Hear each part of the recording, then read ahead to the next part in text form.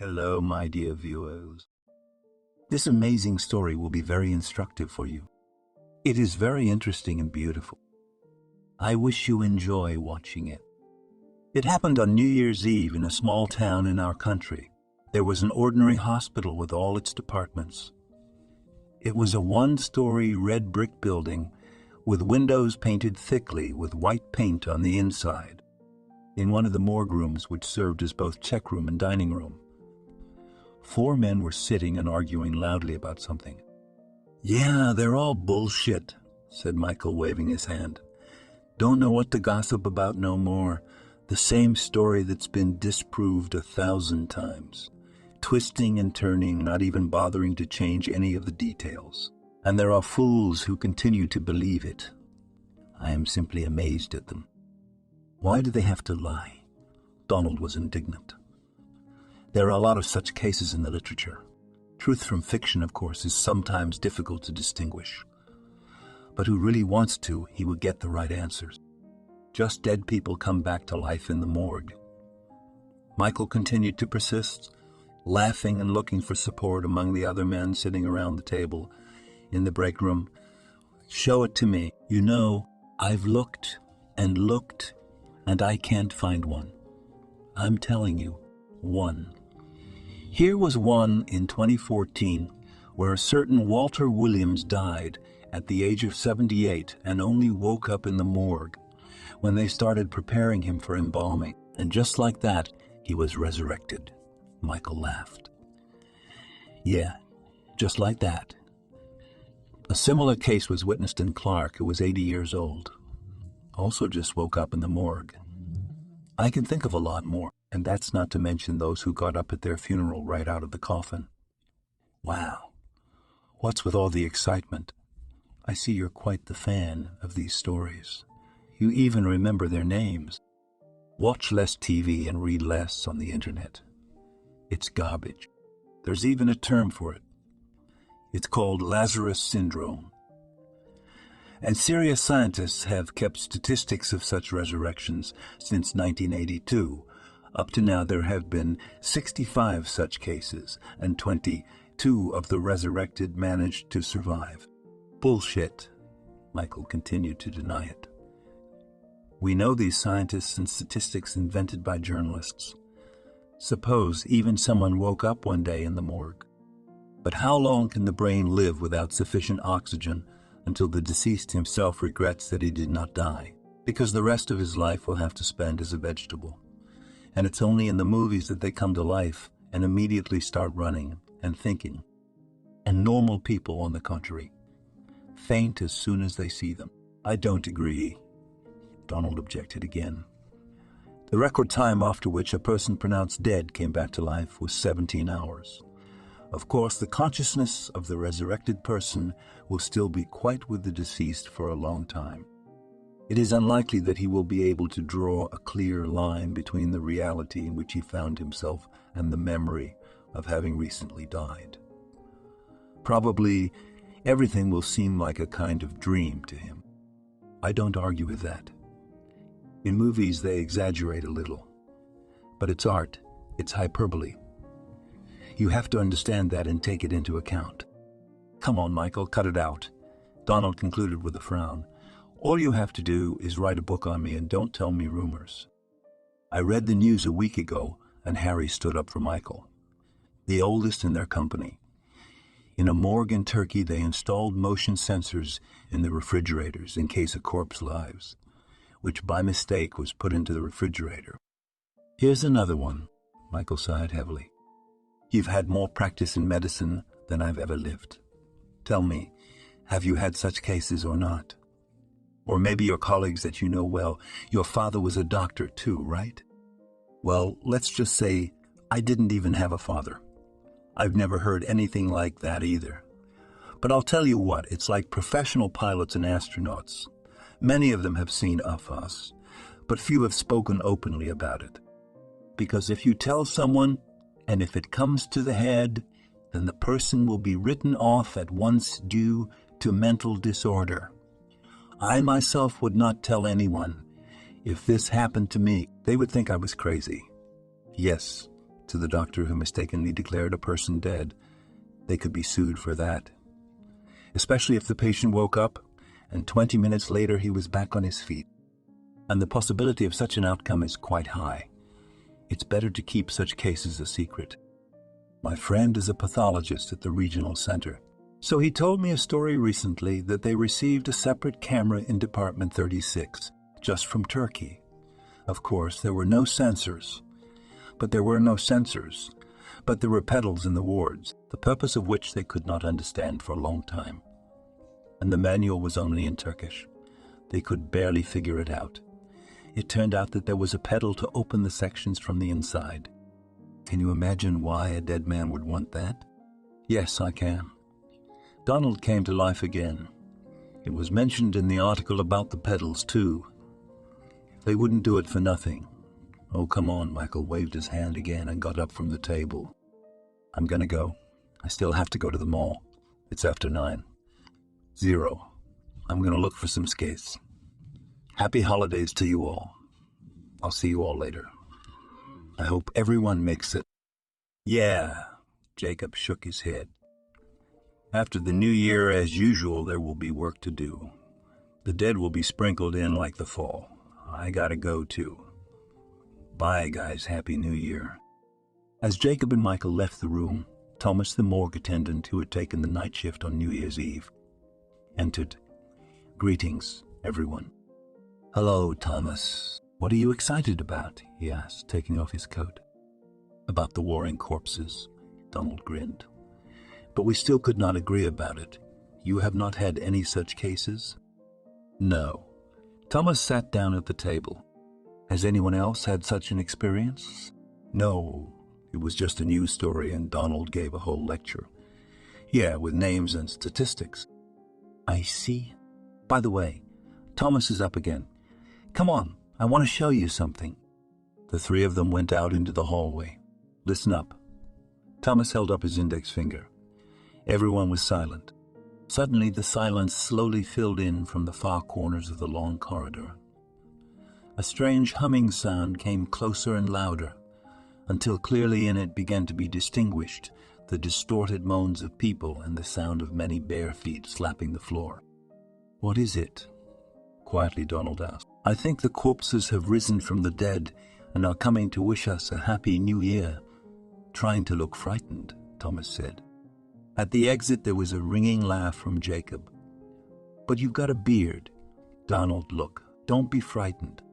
Donald waved his hand and pulled his hat over his forehead and headed for the exit, mumbling something to himself. Don't children bother you at night? Thomas Harry asked. What kids? There's a lot of kids hanging around, trying to look in the windows, but you know. We used to run in here ourselves. Didn't see nobody. You teach me how to use the remote. I'll give them a scare so they don't get hurt. You got that zombie thing going on. Thomas grinned and pressed another button. The sounds of footsteps and moaning stopped. They were replaced by the approaching chime of bells and the voice of Santa Claus, saying Happy New Year to you. Donald, who had already opened the door to the street, turned around and twirled his finger at his temple, expressing his opinion of what was happening. He was the only one in the group who didn't know about Thomas's fascination with electronics and his jokes with the old loudspeakers that had been hanging on the walls since the old days. Thomas had made them a little more clever and fitted them with sensors that were activated by a small remote control, which Thomas always had in his pocket. He made up new effects each time, and everyone loved his invention. In general, everyone who had worked in the morgue for at least some time was fun. And you can't have it any other way in this business. Otherwise, you'd go crazy. Okay, said Harry. I think I'm going to go home too. There's a party going on. Who's got the night shift tonight? You, Thomas, if it's cool, you can go over there. It's more fun. And if they come to you, play them that music of yours. There's the orderlies. There's a young one. She doesn't know your hobbies. Got a lot of work to do in the morning, Thomas inquired. 2 were brought in this afternoon, but that's for the coroner. They'll take them away tomorrow. It's not ours. Goodbye, Harry. Finally, Thomas was alone.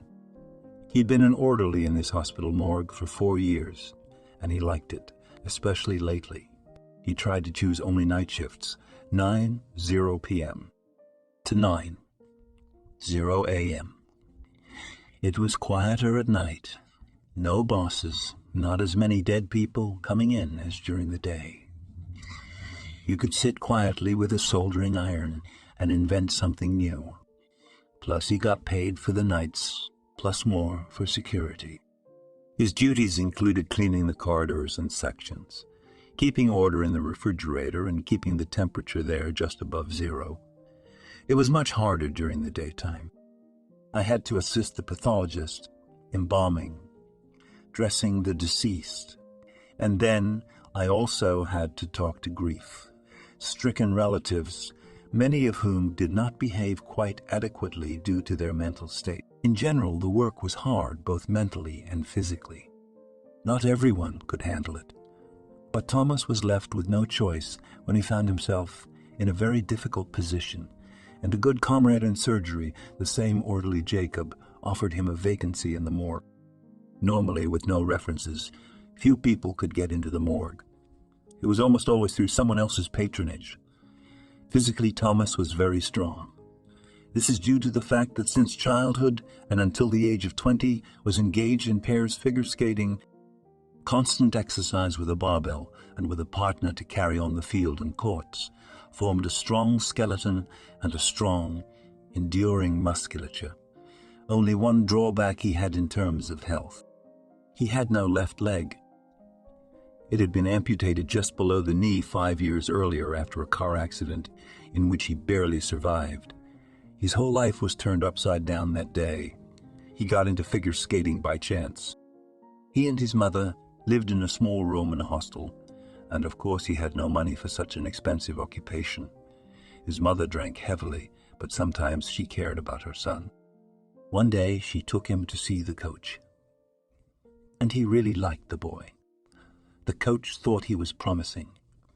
Knocked out through the committee, whose allowance to pay for the section was quite enough, and Thomas set out to get out of the miserable state in which he and his mother found themselves. He gave the lessons his all, and his coach's expectations were more than met. At age 14, he and his partner Emma became state junior champions.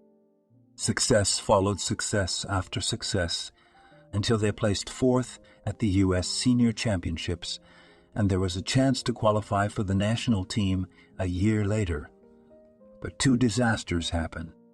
First, the dormitory burned down, and Thomas and his mother were moved from uninhabitable rooms to a communal apartment with alcoholics and homeless people. And then Thomas was involved in the very accident that put an end to his athletic career. The only person to visit him in the hospital was his coach, who had suffered as much as his pupil. So at least it seemed from the outside. Neither his partner Emma nor even his mother came to see him for 2 months. Mom had been drinking herself to death. It was as if she had forgotten that her son existed. Emma found a new partner, Joshua, with whom Thomas had always been in conflict, that he was jealous of the Emma he liked for Thomas. Several times they even fought over the girl. Thomas himself was in love with her, and it seemed to him that Emma shared this love with him. This attitude of Emma toward him after the tragedy he felt especially keenly. Even forgetting his mother's attitude, he could at least understand because, after all, alcoholism is an illness, and that explained a lot.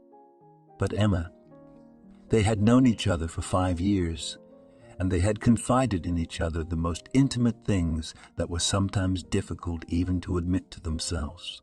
Thomas couldn't think of an excuse for her. He even considered ending his life by suicide. But what kind of future awaited him now?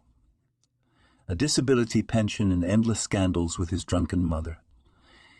Close friends, such that shared his despair, he also has not managed to find in his life.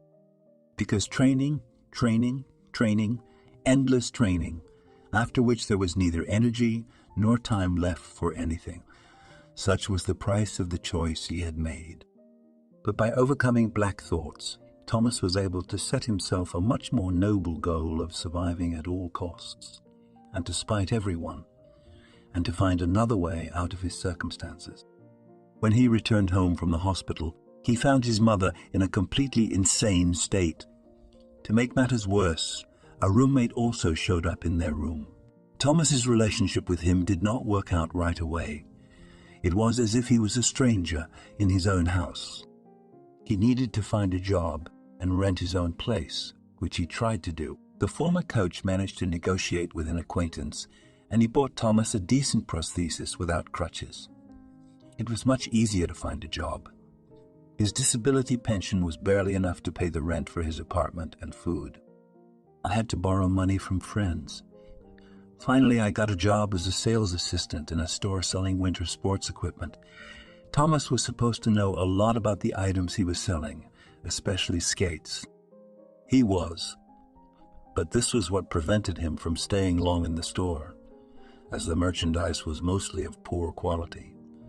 And Thomas's advice to customers often resulted in them simply abandoning the original idea and leaving to choose items at a competitor store. Thomas was politely asked to look for something else as a part-time job. He tried to work at an amusement park, but soon felt like an empty space. I quit and fell back into sadness. Jacob, with whom Thomas had become close while he was confined to a hospital bed, finally helped. Jacob made recommendations for Thomas at the local morgue, where an orderly was urgently needed, and that job suited him just fine. Although at first he treated it, too, as a temporary misunderstanding. He got along well with the staff.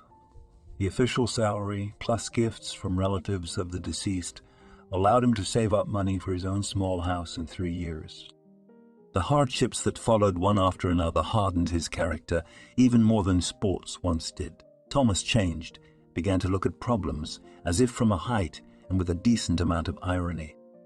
It helped him to hold on and not fall into despair over small things. He was loved and respected in the hospital and the morgue. Life was gradually getting better, and Thomas no longer wanted to look for any flaws in it. After a cup of coffee and a cigarette, he set about cleaning up. That night, there were 2 men lying in bags on the floor. Just like Harry said, put them in a coffin and put them on.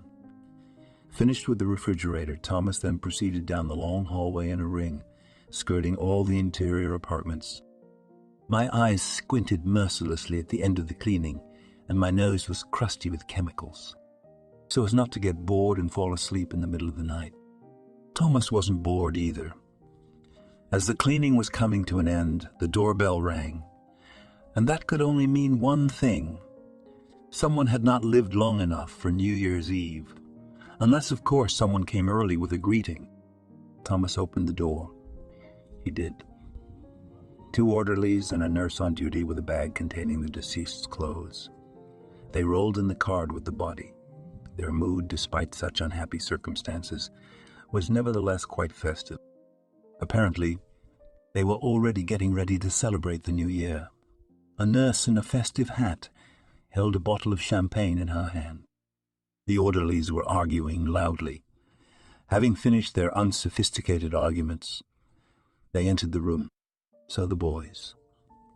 A nurse intervened. Enough already. Honestly, like little kids. "Hello, Thomas," said the girl, finally turning to Thomas. "Take your present. I'm sorry. But that's the way it happened. Come and see us later. If you're sad, you'll have glasses." She tapped her finger on the bottle of champagne. "Let's get it decorated first," Thomas suggested. I opened the magazine. The nurse searched her pockets for pieces of paper, and it was hard to find the right one. Emma Johnson. "Oh, a young girl came in yesterday with a head injury. They tried to resuscitate her today. It didn't work. Here are the clothes." Thomas automatically wrote everything down in the logbook. When he finally got it, he froze, reading the familiar name again. It couldn't be Emma Johnson. He immediately wanted to open the bag to see the face, but restrained himself. "And there aren't many namesakes who can live in the city." The girl looked at him carefully. Do they know each other? Why are you so pale? No, I heard you, Thomas answered. I'll take you there. In the meantime, go to your room. You'll find some glasses there. Thomas took the body, moved it from the gurney to the floor, holding back the desire to look behind the black film of the bag, and returned to the company. Then everything later. Meanwhile, the orderlies continued to argue about the former. Thomas, the nurse turned to him. Let's have a drink. They clinked their glasses and emptied them. Thomas only took a sip, continuing to think about the body in the refrigerator. All right, we're off. The orderlies got up from the table. Anyway, you know where to find us. They turned to Thomas. Happy New Year. He tried to smile back. After walking the group to the exit, Thomas closed the door, cleared away the puddles of snow he had left behind, and almost ran to the refrigerator. There was less and less doubt. It couldn't be such a coincidence. There was even the same year of birth as his Emma. She was only a year younger than him. He squatted in front of the bag and unzipped it. His eyes darkened for a second. He sent it back, resting his palms on the slippery tile on the floor. It was Emma, after all, his Emma, with her pale, beautiful face, her black hair, her freckled face, and her high forehead. She didn't seem dead. It was as if she were asleep, and now she could wake up at any careless movement of Thomas. She was dizzy and even a little nauseous. Her heart pounded furiously in her chest. What had happened to her? The nurse said she was brought in with a head injury, fell, and hit the ice. It often happens to skaters. He himself fell, repeatedly breaking his fingers and leaving the rink with a concussion. But he had heard that Emma had left the sport a year ago and intended to go into coaching. Things never worked out with Joshua. Not in their doubles career, not in life, only 12th place at the World Championships. Since Thomas was hospitalized after the accident, they never saw each other, not even casually, and never called each other. It was as if they lived on different planets in opposite corners of the galaxy. The city wasn't that big. It was only 100,000 people. But not once in 5 years did their paths cross. In fact, Thomas feared such an encounter more than he did, because he had grown a beard with a mustache. So his mother didn't recognize him when he occasionally visited her in the old communal apartment. In addition, having given up sports altogether, he gained weight very quickly and got a little rounder. Emma would certainly not have been able to recognize him when she met him. Only for the last year, Thomas hardly thought or remembered about her. He assumed that his painful love and nasty sense of betrayal on Emma's part had left his heart forever. But it didn't. Apparently just drove that poisonous bouquet deep into his subconscious. And now it all came out. Only the circumstances have changed dramatically. He's alive, and she's lying in a black plastic bag. And now he bitterly regretted that he could not tame his own pride and did not find Emma immediately after the hospital to meet and to discuss everything. He did not know exactly why she had never come to him and expressed at least regret or reproach, if any. Her behavior on his part seemed cruel. He had not deserved it in any way. There had to be some reason for her silence. Coach. All the time, Thomas had been talking to him after the hospital. She hadn't said a word. Thomas didn't insist on it either. So the secret of her silence was eventually taken away by his beloved girl. Thomas touched her face. Cold, but not yet able to acquire the waxy transparency and texture of it all, crossed their paths. And in a place you wouldn't wish on any enemy. Thomas closed his eyes and felt a hot tear crawl down his cheek. The past was finally putting an end to himself. Emma and the coach were the only ones who connected him with pleasant memories from the past. Coach passed away last year. Emma, there she was before him. There was still his mother, but she was a reminder of something else entirely, something he had left behind when he could break out of the dorm and find himself in the present. Thomas stepped out of the section room refrigerator and pulled a paintbrush and a vial of iodine from a drawer. We needed to sign the bodies. The orderlies used to put a tag on the toe, the feet, immediately, as the instructions said. But the tags often fell off and got lost as the bodies were constantly being moved and transported. So they started to sign the corpses with iodine or greenish green on the chest and put the tag after ignition, before putting them into the coffin. Thomas sat down next to Emma again, unzipped the bag completely, opened the vial, and wrote Emma. At that moment, something incredible happened. The girl abruptly opened her eyes and looked at him in amazement, frowned, and stood up sharply. The vial fell out of Thomas's hand and rolled under the racks, leaving a shiny brown trail behind him with the brush in his fingers. He began to look like a painter before whom the one he'd just painted a moment before had descended from his painting. Thoughts froze in his head, and he disappeared for a minute, finding no words, no emotion. What was going on? Where am I? Emma's amazement quickly turned to horror. She flailed her arms, trying to free the unruly body from the sack. But her movements were so clumsy and erratic that Thomas even began to laugh. Such a sudden shift from sadness forced his sanity back to Thomas, and he immediately realized that nothing supernatural had happened.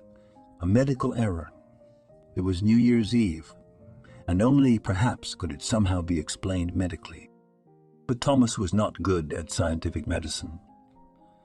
Today's conversation with his colleagues about Turkish refrigerators could have ended now with the obvious evidence that it does happen. And tomorrow, Thomas would surely tell them about his adventure. But now they were alone with Emma, and he was not going to explain to her the real reason for what had happened, especially as he himself was still under the impression, but no. Thoughts that he might have been wrong to hold a grudge against the girl for her betrayal immediately melted away. Thomas carefully placed the brush on the floor and smiled. "Who are you? What do you want?" "Look around you," Thomas said calmly. "What does it look like to you?" The girl froze and stared, her face contorted into a grimace of squeamish desperation. "This is the morgue. Am I dead?" Thomas nodded his head. "You're beginning to think. It doesn't make any sense. Is this a dream or some kind of joke? Get me out of this filth," she added, "and get me some clothes. It's embarrassing. It's out of my hands. It's up to you now." "What's up? What are you talking about? Who are you?" "Caretaker," said Thomas, the first thing that came into his head. "What kind of caretaker? Caretaker of what?" "The caretaker of this room and that one." He pointed to the refrigerator door. "That's where my authority ends." "What's next?" "Purgatory." Thomas realized he was getting a little carried away, but he couldn't stop himself. Emma must have run out of energy, so she lay there again, staring up at the ceiling with unchanging eyes. "Cold. After a while," she said. "No clothes, then? Would you rather have a frying pan or a cauldron of boiling oil?" "I didn't see any tunnel," said the girl. "Everybody sees the light at the end of a long tunnel, and I just smashed my head on the ice and woke up right here. Why did I have to spin Axel around?" "What an idiot!" "You're all different." He threw up his hands. "Some of you see, some of you don't." Emma looked down at her chest, saw the writing, and tried to wipe it off with her hands. "What was that for?" she exclaimed again, rising up in her sack. "You are Emma, aren't you?" "Yes," said Emma. "Don't you recognize faces here? We do things the old-fashioned way. Nothing's changed since the 15th century. There's a lot of people here, and you have to remember everyone's face. Those over there are waiting in line, too." Thomas pointed to the sacks on the opposite wall and 5 more upstairs. "Oh, man, this is terrible. Why me? So what did I do that I went straight to purgatory?" "Not right away. I told you purgatory starts with the next room. And this is just the between. It's kind of like limbo. Where else can you go back to? Where's that? Back to Earth, to your life as you know it. Then take me back." Emma was beginning to shake from the cold. Thomas understood that this was a joke on him. It can't last long. After all, the man had lost all signs of life before for a reason. "Emma," should have been immediately transferred back to the IQ, where she had come from. But he couldn't stop right now until he had punished her. "Get up." Thomas stood up and held out his hand to the girl. "Let's go into the other room. We'll talk about going back there." Emma obeyed, gritting her teeth and covering her body with her hands. She got to her feet and held. Thomas found a clean sheet, and at the cats in it sat the girl down on the couch. "Is that better?" he asked.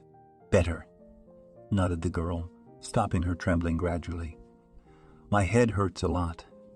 It hums like a transformer inside. Let me out." "We haven't discussed everything yet," Thomas shook his head. "I can open the next door for you.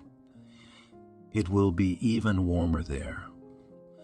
But there's no turning back, and I'm sure you wouldn't like it there. Do you want to hear what's going on in there now?" "Is there anything going on?" the girl asked, frightened. Thomas quietly pressed a button on the remote control. The screams of wheezing and the stomping of bare feet carried through the corridor. "Do you hear that?" "I hear it," Emma whispered. "Oh my God. Can we get the silence back? It makes me even worse at thinking." Thomas turned off the sound. "So think a little more before you make a decision," he said, barely restraining himself from laughing. "I don't know what to think about. I haven't done anything wrong. Do I have to repent of something or what? God is merciful as far as I know. I don't belong here. There must be some mistake. That's what they all say. Don't you recognize anything in this room?" Emma looked around again carefully. "No," she said. "I've only seen it in the movies. But there are usually corpses on iron tables." She pointed to the table, in the dim light of the lamps on the walls. "And look at me closely." Thomas was surprised that Emma still didn't recognize him. The resentment continued to grow in him. Emma stared into Thomas's face. It wasn't until a moment later that some change began to occur in her gaze. She seemed to be beginning to guess something. "I know you," finally she asked. She must know. Everyone is sent a caretaker in the image they know from their past lives. "I'm not sure," Emma said. "I was acquainted with one man. If it weren't for the beard, you would probably look like him. But do you have a name?" "You can call me Thomas if you like." That was his name. "The man you just remembered." Emma flinched. Then she was silent and lowered her eyes. What did Thomas ask? What is wrong with this man? "I don't know." Emma spoke again. "I don't know where he is now, what's wrong with him. I'm not sure I'm really sorry for him." "What do you mean, really? Isn't there any such thing as real guilt?" "I don't know. It's actually hard for me to think or evaluate right now," the girl answered. "So you and I are one step closer to solving your problem. But I don't understand. What does he have to do with it?" This is where conscience begins to find out what's eating at it, even if it was silent in life. People, animals, objects, places, circumstances. Thomas was already seriously engrossed in his role, marveling at how easily he was able to make up these details as he went along. "I didn't do anything wrong. What do you want me to say?" "The truth." "What truth?" "I know what really happened," Thomas said. "It's important to me that you admit it to yourself. Did you ever love him at all?" Maybe it was an unnecessary question, but he couldn't help himself. Emma covered her face with her hands. It was no longer from the cold, but from the tears. "The man had been in an accident," said Thomas. "He fought for life for 3 whole months, lying in the hospital with an amputated leg and multiple fractures. And in all that time you never even went to see him. He loved you with all his heart. He waited. He hoped you would support him. He's still thinking about you now, right this very minute. And you betrayed him?" "No!" Emma shouted loudly, removing her palms from her crying face. "I did not betray him. No, I was just naively stupid. I believed what Joshua and Coach were saying, and then my parents joined the chorus. I broke down. I couldn't resist them."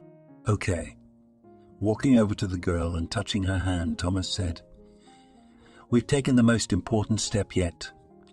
Now try to calm down and tell me what happened after the accident. What were you told, and why did you believe and give up?" "I am sleepy," Emma said quietly. "Why am I so sleepy? You are going to help me go back, will you? I don't want to go to purgatory. I want to go back. I want to go back. I want to make things right. I can do it." Okay. Just tell me everything. Try to focus." Yes. Emma wiped away her tears, exhaled, and even smiled slightly. In the silence, there was the sound of a hand moving a minute. A mechanical clock hung over the exit of the section. It showed that it was exactly 20 minutes until New Year's Eve. "Do you also measure time here with clocks?" Emma asked. "The time is only for you," Thomas answered. "You have 20 minutes to find your way out." The girl sighed again. When Thomas was in trouble, I didn't find out until the next day. We were supposed to have another training session before a very important competition. The committee had organized a whole tour of Europe with some rather prestigious commercial performances. Prague, Bucharest, Berlin, Vilnius, so we could show ourselves and make some money. Thomas didn't show up for practice that day. The coach knew what happened, but didn't say anything to me. He just paired me with someone else. His partner was 2 months pregnant and couldn't compete. I called Thomas after practice, but he didn't pick up. That seemed strange to me. I felt something had happened to him. It wasn't until the next day that I was told about the accident. I wanted to go to the hospital, but the coach told me not to. "Why?" "Said he was in a coma. And in general, I had to concentrate on training. Of course, I couldn't resist and went to the hospital anyway. But they wouldn't let me in the IQ and told me that Thomas had little chance of survival, and certainly not if a miracle happened, to continue figure skating. This, of course, came as a shock to me. Even though we didn't declare our love for each other, both he and I did. I'm sure it was clear that we are connected not only by sports. I decided for myself that I would confess my feelings after the tournament." "So you loved him, I guess," Emma said softly, her eyes downcast. "I did. I just didn't know how I felt, that's all." "And why didn't you come to see him?" "When he came to, the coach convinced me that Thomas didn't want to see me. That it was hard for him to realize he'd have to give up the sport for good. He said he needed time to come to terms with it, and that he shouldn't be disturbed by reminiscing about the past, which was irreversible. My new partner supported him and convinced me of the same. Why? I was young. I was stupid. I decided they were right. That I should give Thomas time to focus on his new reality. I thought I could meet him later and talk to him. And why didn't you? And then what happened? It's all a blur. I don't remember much from that time. I lived with my parents for a long time, and I can't figure it out. One day, it was either a dream or a real dream. I found out Thomas's new address. His dorm room had burned down. He and his mother had been moved to some room for survivors. It had burned down before the accident, but I never knew the new address. I remember standing at his door and wanting to press the doorbell. I wanted to see him and talk to him, but at the last moment I got scared of something and ran away and never called. Maybe it was just a dream. If I could verify it now, I remember the apartment number. You must know everything about me. Give me Thomas's apartment number. Do you know it? I do. Apartment number 17. Yes. Emma got excited. That's the one. So not a dream. Not a dream. Thomas already wanted to end this prolonged joke. I just wanted to hug Emma and confess everything. But the spectacle had gone too far. Thomas could not imagine that the coach had played such an insidious role in this whole story. Why did Thomas think he was always on his side? He even helped him with his prosthesis. Why did he discourage Emma? And why had he never talked about her? It was a shame. More than that. more hurt than Emma's betrayal. She was still a fool, but he too, in his pride, was not far behind her. In this mystery-shrouded drama, everyone was to blame, but it's good that he knows everything now. And it's good that he knows everything now. At least that's why his stupid joke could be justified. In a lingering pause, the hand on the clock rattled again at 23:50. "Do you know what date it is today?" Thomas asked the girl. "No," answered Emma. "When she died, it was December 29. And I think I'm about to die again. I want to sleep. It is possible to die twice, but it is important where you will rise again in the new world or in your old one. And it's New Year's Eve in 10 minutes, Thomas smiled. "So I have 10 minutes left and I'll know your decision." "I have already made up my mind," Thomas said, and got up from his chair. "Will you take me back? I want to make things right." "I can do that. I'll just talk to Thomas and try to explain to him. And then you can take me back again. Give me a chance, please." "Okay." Thomas nodded his head. He did. For the first time in the whole conversation, a smile appeared on the girl's face. It was New Year's Eve, after all. Thomas shrugged. "Let it be in your own way. All the more so because your case is special and ambiguous. It is good that we managed to sort everything out. Now you can calm down and lie down. Don't be afraid to go to sleep. You'll wake up somewhere else. You'll have your chance. You're not lying to me. I don't know how to cheat. And if I could, I'd be on the other side." "Okay," Emma mumbled with the last of her strength and lay down on the couch, tangled in the sheet. Thomas waited until the hands on the clock showed 0. When that happened, there were sounds outside, clapping and squealing. He had to hurry and move Emma back to the room. He moved the girl onto the gurney, took her wool socks out of a bag and put them on her feet on top of her, and covered her with his warm jacket. Now they had to hurry. Their conversation dragged on for half an hour. Although there were no signs of Emma's deteriorating condition other than a suddenly annoying nap, it still wasn't worth risking more than that time. When Thomas and the gurney went outside, no one was there. The merry company was back at the hospital. The blizzard was over, too. The sky was high and starry, despite the yellow columns of lantern light shooting past in the sky.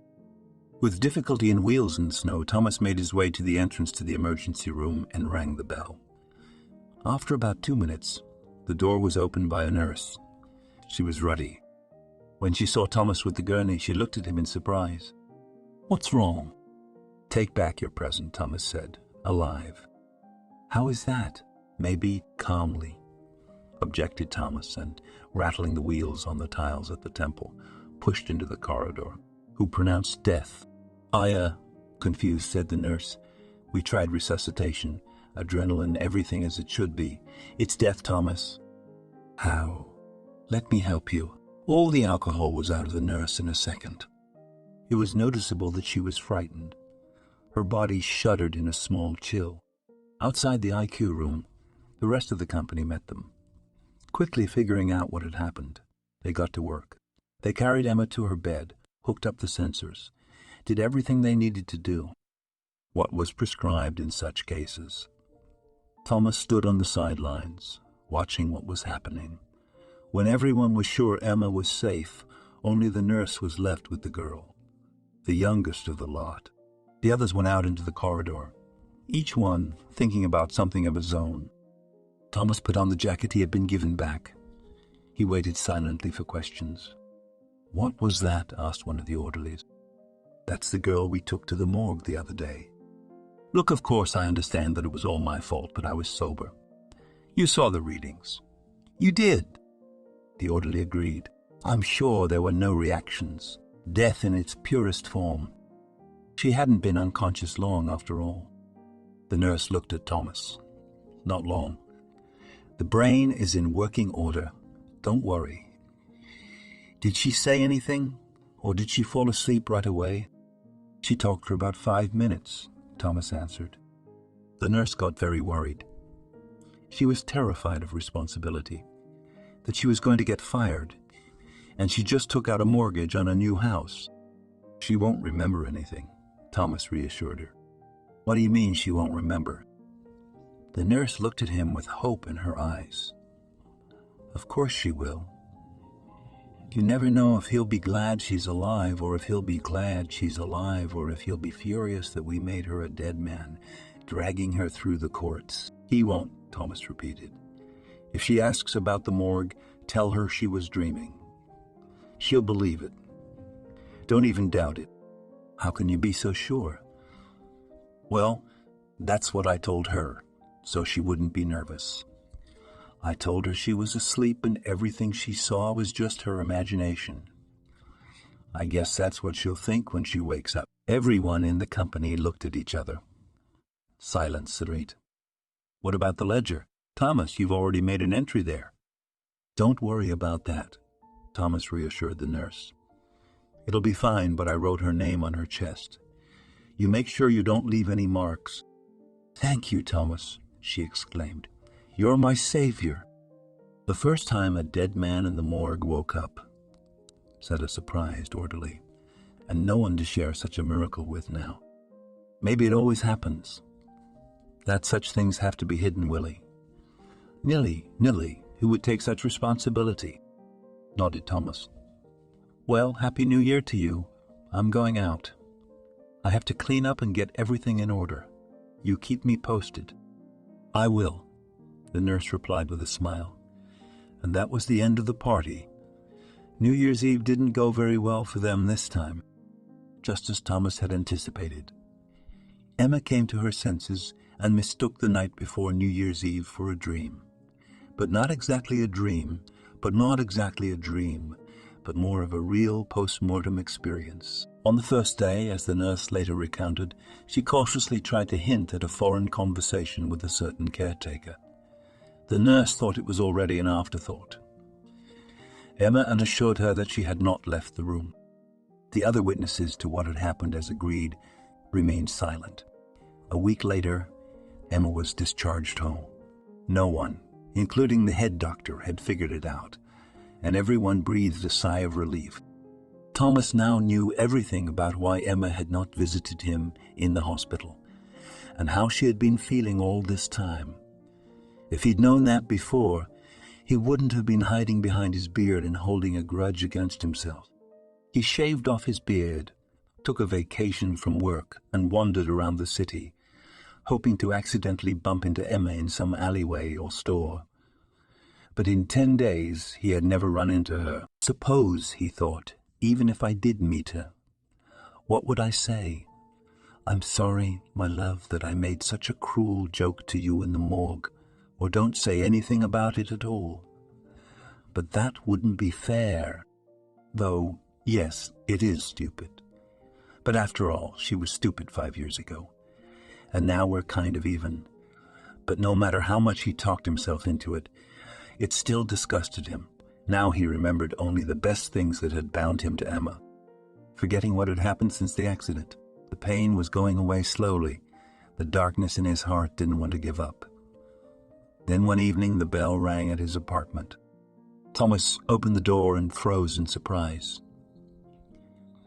Standing on the threshold was Emma. Emma stepped into the hallway and walked up to Thomas and hugged him gently. It took you a long time to come to me, didn't it? I'm sorry, Thomas.